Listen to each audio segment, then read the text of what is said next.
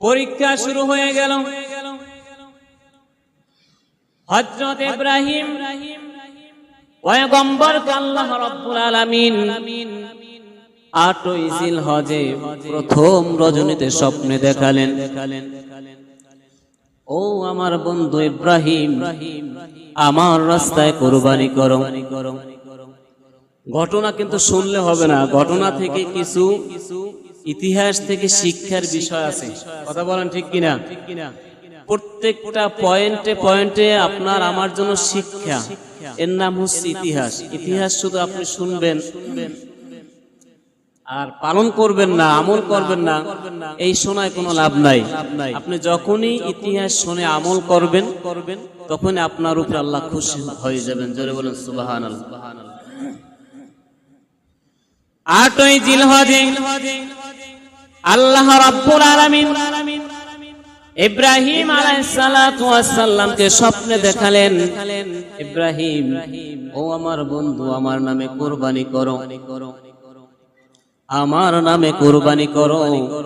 ভোরবেলা উঠে ইব্রাহিম আলাইহিস সালাতু ওয়াস সালাম 100 বাছাই বাছাই করে দুম্বা কুরবানি করে দিলেন। এই জন্য বলা হয়েছে কুরবানির ক্ষেত্রে মোটা তাজা দেখে কুরবানি করবা। বাছাই বাছাই করে মোটা তাজা কোথা থেকে আসলো? এখান থেকে আসছে ইব্রাহিম আলাইহিস সালাতু ওয়াস সালাম বাছাই বাছাই করে মোটা তাজা দেখে 100 দুম্বা কুরবানি করে দিলেন।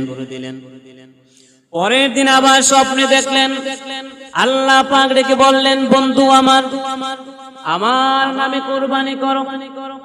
ভোরবেলা উঠে ইব্রাহিম আলাইহিস সালাতু ওয়াস সালাম বাছাই বাছাই করে 100 গরু কুরবানি করে দিলেন। পরের দিন আবার স্বপ্নে দেখলেন, ও আমার বন্ধু, প্রিয় জিনিসগুলো কুরবানি করো। ভোরবেলা উঠে ইব্রাহিম আলাইহিস সালাতু ওয়াস সালাম মাবুদের দরবারে কান্নাকাটি শুরু করে দিলেন, আল্লাহ গো, দুম্বা কুরবানি করলাম, গরু কুরবানি করলাম, আমার কুরবানি কেন তুমি গ্রহণ করতেছো না? আবার বাছাই বাছাই করে 100 উট কুরবানি করে দিলেন। চতুর্থ রজনীতে আল্লাহ রাব্বুল আলামিন ইব্রাহিম আলাইহিস সালাতু ওয়াস সালামকে ডাক দিয়ে বললেন, ও আমার বন্ধু ইব্রাহিম, আমার বন্ধু ইব্রাহিম, শোনো, তুমি তোমার প্রিয় বস্তুকে কুরবানি করে দাও।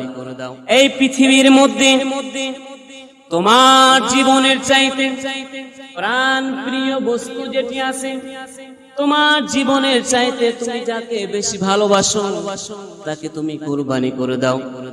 পয়গম্বর ডাক দিয়ে বললেন, আর বুঝতে বাকি রইল না, এই জমিনের মধ্যে আমার প্রাণ প্রিয় বস্তু, আমার বংশধর, উজ্জ্বল নক্ষত্র, একমাত্র আমার সন্তান ছাড়া আর কেউ নাই। আল্লাহর পরে এই জমিনের মধ্যে এই বৃদ্ধা বয়সে আল্লাহ রাব্বুল আলামিন আমাকে একটা সন্তান দিয়েছেন।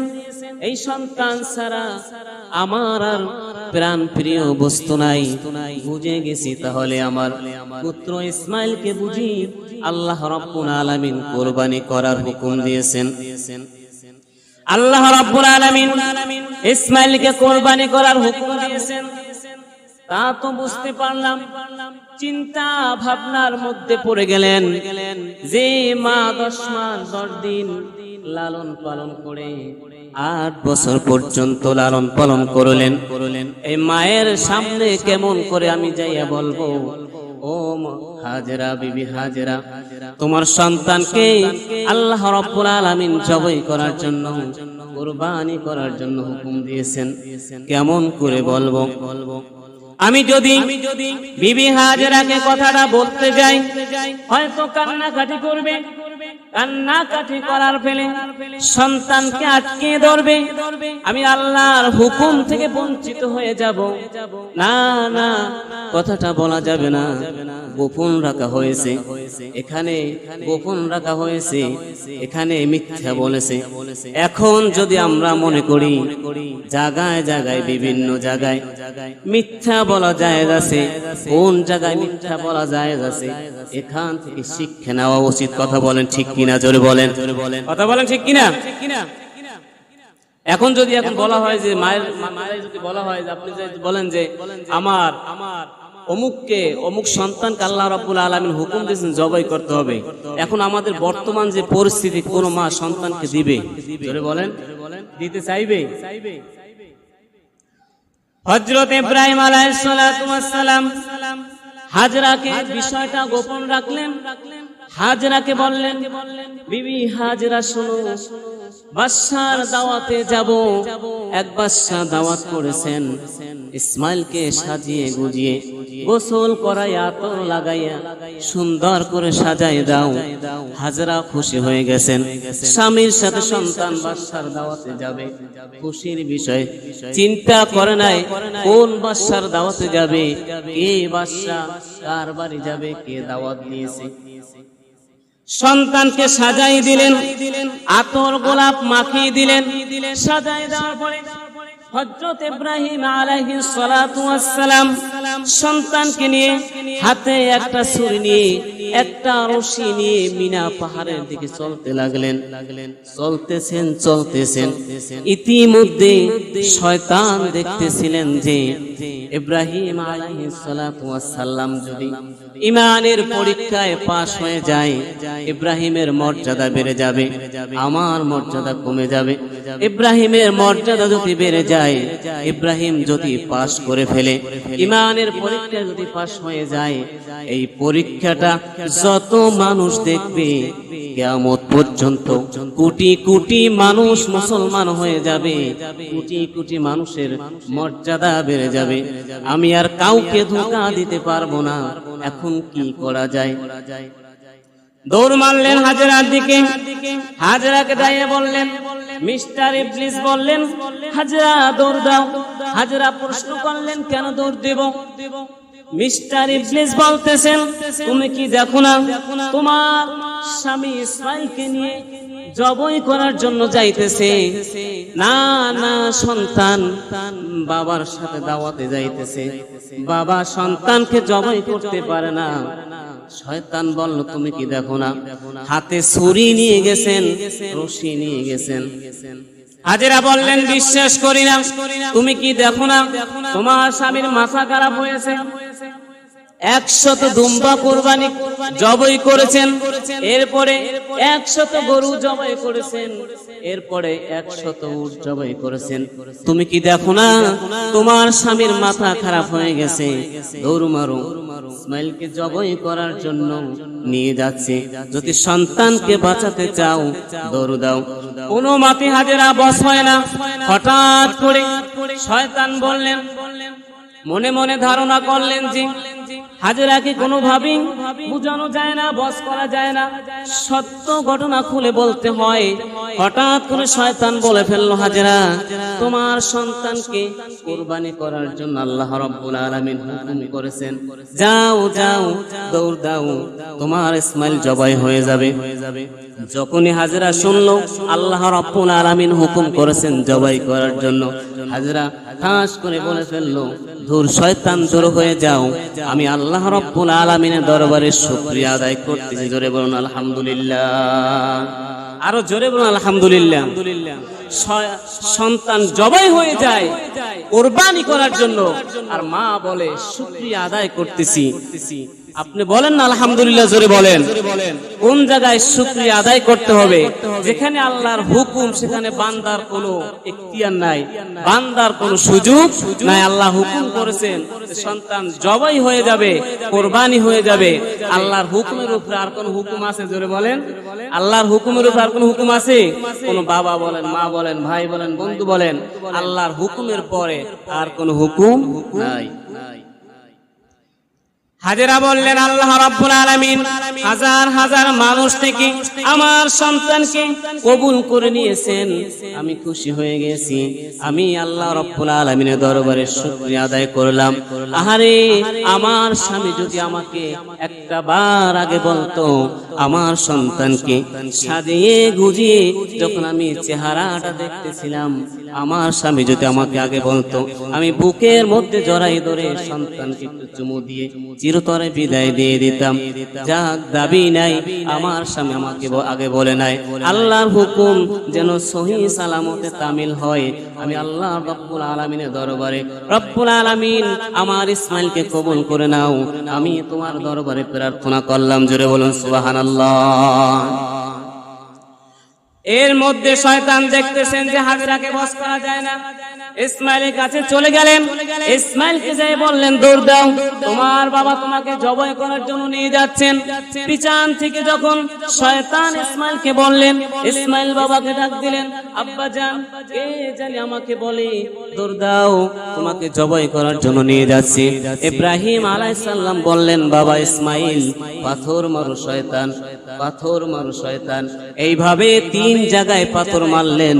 আল্লাহ রাব্বুল আলামিন বললেন, ও হাজিরা, যত হাজিরা হজ করার জন্য বাইতুল্লাহ তাওয়াফ করার জন্য যাবে, এই ইসমাইল আলাইহিস সালাতু ওয়াস সালাম যত জায়গায় পাথর মারছেন, যেই যেই জায়গায় পাথর মারছেন, এই সমস্ত জায়গায় পাথর না মারলে আমি তোমাদের হজকে কবুল করব না। ইব্রাহিম আলাইহিস সালাম বললেন, যখন ইসমাইল আলাইহিস সালাম জবাইয়ের কথা জেনে গেলেন, এখন ইসমাইলকে জিজ্ঞেস করলেন, ক্বালা ইয়া বুনাইয়া ইন্নী আরা ফিল মানামি আন্নী আযবাহুকা ফানজুর মাযা তারা। হযরতে ইব্রাহিম আলাইহিস সালাম ইসমাইলকে জিজ্ঞেস করলেন, ও আমার আব্বা জান, ও আমার সন্তান ইসমাইল, তোমাকে আল্লাহ রাব্বুল আলামিন জবাই করার জন্য হুকুম করেছেন, তোমার কি মত? অনেক অনেক মুফাসসির লেখছেন, ইসমাইল তো ছোট মানুষ, 8 বছরের বয়স, ইসমাইলকে জিজ্ঞাসা করার কি দরকার? এখানে ইসমাইলকে জিজ্ঞাসা করা দরকার, এই জন্য মুফাসসিরগণ লিখছেন, ইসমাইল ছোট মানুষ, যখন জবাইয়ের কথা বলা হবে হয়তো ইসমাইল কান্নাকাটি করবে। কান্নাকাটি করার পরে আল্লাহ রাব্বুল আলামিন চোখের পানি দেখে মাফ করেও দিতে পারেন। যেমন বাবা তেমন ছেলে। বাবা প্রশ্ন করলেন, ইসমাইল আলাইহিস সালাম জবাব দিলেন, ক্বালা ইয়া আবাতি ফাআল মা তু'মারু সাতাজিদুনি ইনশাআল্লাহু মিনাস সাবিরিন। জোরে বলেন আল্লাহু আকবার। ইসমাইল আলাইহিস সালাম বলেন, আব্বা জান, আপনি ধৈর্যশীলদের মধ্যে অন্তর্ভুক্ত পাবেন আমাকে। আপনি নিশ্চিন্তে আল্লাহর হুকুম তামিল করেন, আমার গলায় ছুরি চালাই দেন। আল্লাহ পাক রব্বুল আলামিন যদি আমাকে কবুল করে থাকে, হুকুম করে থাকে, আমাকে এত মানুষের মধ্য থেকে আমাকে কবুল করে নিয়েছেন, আমার গলায় আপনি ছুরি চালাই দেন। আব্বা জান, আমার গলায় ছুরি চালাবেন, আমাকে আপনি ধৈর্যশীলদের মধ্যে অন্তর্ভুক্ত পাবেন। ও আব্বা জান, দেরি করবেন না, আল্লাহর হুকুম তামিল করবেন, আল্লাহর হুকুম থেকে আপনি বঞ্চিত হবেন না। ইব্রাহিম কয়, ওহে পুত্র সঞ্চনি জবে করতে কহেন তোমায় রব্বানি। ইসমাইল বলেন, ও গো আব্বা, শুনছেন নি আল্লাহর হুকুম পালন করেন এখুনি, জবে যদি করে না পা আমাকে কাপড়েতে রক্ত যেন না লাগে, কাপড়েতে রক্ত যদি আব্বা দেখেন মায়, না জানি মায় পাগল হয়ে কোথায় যায়। আমার আম্মা যতদিন আব্বা বাঁচিবে, আমার মাকে মধুর বাণী শোনাবেন। হযরত ইসমাঈল আলাইহিস সালাম ডাক দিয়ে বলেন, আব্বা জান, আমাকে আপনি জবাই করার আগে 3টি শর্ত আছে। আব্বা জান, আমাকে যখন আপনি জবাই করবেন আমার হাত পা গুলো বেঁধে নেবেন। আব্বা জান, জীবন্ত মানুষ যখন জীবনটা ছটফট করে বের হয়ে যাবে, পশু যেরকম জবাই করলে হাত পা গুলো ছটফট করে, হাত পা গুলো লড়াচড়া করে, আমার জীবনটা যখন বের হয়ে যাবে আমার হাত পা গুলো লড়াচড়া করবে। আমার হাত পা গুলো লড়াচড়ার সময় যদি আপনার গায়ে লেগে যায় হয়তো বেয়াদবি হয়ে যাবে। এই জন্য আমার হাত পা গুলো বেঁধে নেবেন। এ সন্তানেরা শোনো, জীবন বের হয়ে যাবে, সেখানে বাবার সাথে কত আদব দেখাইলো ইসমাঈল। এখান থেকে শিক্ষা নেওয়া উচিত।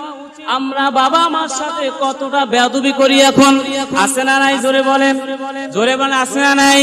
এখান থেকে শিক্ষা নেওয়া উচিত। 8 বছরের বালক যদি বাবা মার সাথে এত বড় সম্মান সূচক কথা বলতে পারে, এত সুন্দর আদব দেখাইতে পারে, তোমাকে তো হাত পা বাঁধা হয় নাই, তুমি কেন বাবা মার সাথে বেয়াদবিমূলক আচরণ করো? তোমার বাবা মা কেন কষ্ট করে? এখান থেকে শিক্ষা নেওয়া নিয়ে যাও। 2 নাম্বার শর্ত হলো, আব্বা জান, আমি আপনার একমাত্র কলিজার টুকরা, আমার চোখের দিকে তাকাইলে আপনার মায়া লাগবে। আপনি যখন আমাকে জবাই করবেন আমার চোখের দিকে তাকাইলে আপনার বাসনা লাগবে, আপনার মায়া লাগবে। আপনি আল্লাহর হুকুম থেকে বঞ্চিত হইবেন, এর চাইতে আপনার চক্ষু দুটো বেঁধে নেবেন, আমার চক্ষু দুটো বেঁধে দিবেন, আমার বুকের উপর একটা কাপড় দিয়ে দিবেন, আমার এই সোনার মুখখানির উপরে আপনি যদি তাকান হয়তো আমার মুখের বাসনায় পড়ে আপনি আল্লাহর হুকুম থেকে বঞ্চিত হয়ে যাবেন, আপনার চক্ষু দুইটা বেঁধে নেবেন।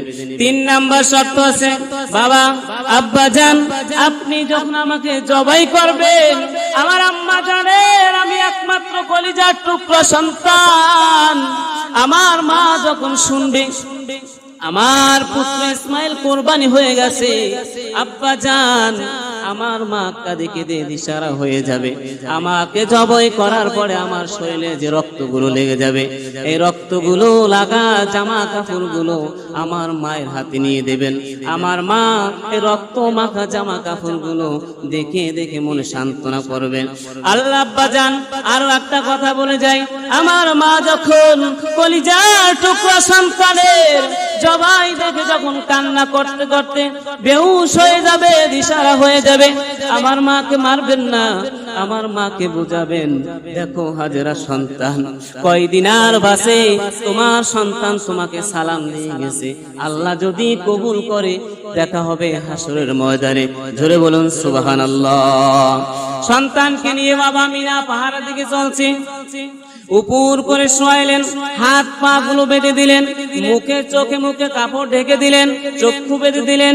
সন্তানকে যখন জবাই করার জন্য হযরত ইব্রাহিম আলাইহিস সালাম ছুরিটা হাতে নিলেন, আসমান কাঁদে, জমিন কাঁদে, সারা পৃথিবীর সৃষ্টি কাঁদে, রব্বুল আলামিন আর দেখান লাগবে না, পরীক্ষা হয়ে গেছে, তোমার ইব্রাহিম তোমাকে কতটা ভালোবাসে আল্লাহ আর দেখতে চাই না, এই দৃশ্য আর দেখতে পারি না, তুমি এখন বন্ধ করে দাও। আল্লাহ রাব্বুল আলামিন বললেন, এখানে যদি আমি বন্ধ করে দিই দুনিয়ার মধ্যে কিছু মুনাফিক আছে, কিছু শয়তান আছে, ওরা বলবে আল্লাহ নাটক করেছেন, এই জন্য আমি শেষ পর্যন্ত দেখাই দিতে চাই, কিয়ামত পর্যন্ত মানুষ দেখুক এবং কোরবানি কিরকম দেওয়া হয়, ঈমানের পরীক্ষা কিরকম করা হয়, মুসলমানের উপরে ঈমানের পরীক্ষা, মুসলমান ঈমানকে কিভাবে মজবুত করবে, আমি আল্লাহ কিয়ামত পর্যন্ত সমস্ত মানুষদেরকে দেখাই দিতে চাই। জোরে বলুন সুবহানাল্লাহ।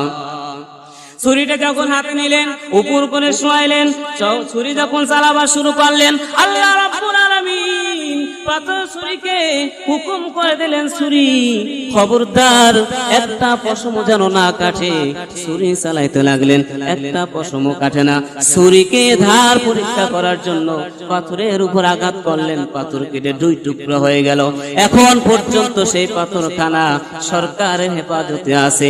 ছুরিটা যখন পাথর আলাদা হয়ে গেল, ইসমাইল আলাইহিস সালাম কুরবানি হয় না। আল্লাহ রাব্বুল আলামিন জিবরাইলকে হুকুম দিলেন, জিবরাইল যাও বেহেশত থেকে একটা দুম্বা নিয়ে আসো। আমার ইব্রাহিম ইসমাইলের রক্ত হাতে না লাগা পর্যন্ত, ইসমাইলের রক্ত হাতে না লাগা পর্যন্ত ইসমাইলকে ছাড়বে না। বেহেশত থেকে দুম্বা নিয়ে ছুরির তলে দিয়ে দাও। জিবরাইল আলাইহিস সালাম আল্লাহর হুকুমে ওই বেহেশত থেকে একটা দুম্বা নিয়ে যখন আসতেছিলেন, দেখতেছিলেন ইব্রাহিম ছুরি চালায়। ইব্রাহিম জিবরাইল আমিন হঠাৎ করে উপর থেকে আওয়াজ দিলেন, আল্লাহু আকবার, আল্লাহু আকবার। ইব্রাহিম আলাইহিস সালাম বললেন, লা ইলাহা ইল্লাল্লাহ। ছুরির নিচ থেকে ইসমাইল আলাইহিস সালাম বললেন, আল্লাহু আকবার, আল্লাহু আকবার, ওয়ালিল্লাহিল হামদ। জোরে বলুন সুবহানাল্লাহ, আরো জোরে বলুন না সুবহানাল্লাহ। যখন বেহেশতি দুম্বা জবাই হয়ে গেল, ইব্রাহিমের হাতে রক্ত লেগে গেল। ইব্রাহিম চক্ষু খুলে দেখে ইসমাইল দাঁড়ায় আছেন, আবার দুম্বা জবাই হয়ে গেছেন। আবার ইব্রাহিম ইসমাইলকে ডাক দিলেন, বাবা আসো, আল্লাহ তোমাকে জবাই করার জন্য হুকুম করেছেন, দুম্বাকে জবাই করার জন্য হুকুম করে নাই। ইব্রাহিম কান্দে, প্রভু গো আমার কোরবানি কেন কবুল করেন না? আমি তো ইসমাইলকে কোরবানি করার জন্য আসছি, ইসমাইলকে ছুরির তলে দিয়েছি, তাহলে কেন ইসমাইল কোরবানি হয় না? আবার যখন ইসমাইলকে জবাই করার জন্য ডাকতেছিলেন, শোয়াইছিলেন, আবার যখন জবাই করার জন্য উদ্যোগটা নিয়েছিলেন, হঠাৎ করে আল্লাহ রাব্বুল আলামিন আকাশ থেকে ঘোষণা করে দিলেন, ওয়ানাদাইনাহু আইয়া ইব্রাহিম কদ সাদ্দাকতার রুয়া ইন্না কাযালিকা নাজিসিল মুহসিনিন। বন্ধুরে আর লাগবে না, পরীক্ষা হয়ে গেছে। ইসমাইলকে কোরবানি করার উদ্দেশ্য আমার ছিল না, আমার একমাত্র উদ্দেশ্য ছিল তোমার ইমানের পরীক্ষা করার জন্য। ও বন্ধু, আর জবাই করতে হবে না। হয়তো আয়াতখানা তখন আওয়াজ আসছে, নাজিল হয়েছে আমাদের নবীর উপরে পরবর্তী টাইমে। বন্ধুরে আজ থেকে তুমি শুধু ইব্রাহিম নয়, আজকে থেকে তুমি আমার বন্ধু ইব্রাহিম খলিলুল্লাহ। যাও যাও ইসমাইলকে নিয়ে যাও, হাজরার কাছে যাও, ইসমাইলকে হাজরার কাছে তুলে দিয়ে আনন্দ ভরে বেহেশতি দুম্বা নিয়ে ঈদ উদযাপন করো, আনন্দ ভরে খাও। আল্লাহ রাব্বুল আলামিন এই ইমানের পরীক্ষা যদি এখন আমাদের সমাজে দিয়ে দিত, ও বন্ধুরা আমাদের অবস্থা কেমন হতো? আপনি আর আমি এই মসজিদে বসে থাকতে পারতাম না। কথা বলেন ঠিক কিনা? প্রতি বছর হুকুম আইতো যে তোমার বড় ছেলেকে কোরবানি দিতে হবে, তোমার ছোট ছেলেকে কোরবানি দিতে হবে। যখন ইসমাইল যদি কোরবানি হয়ে যেত, আপনি আর আমি কেউ থাকতাম না।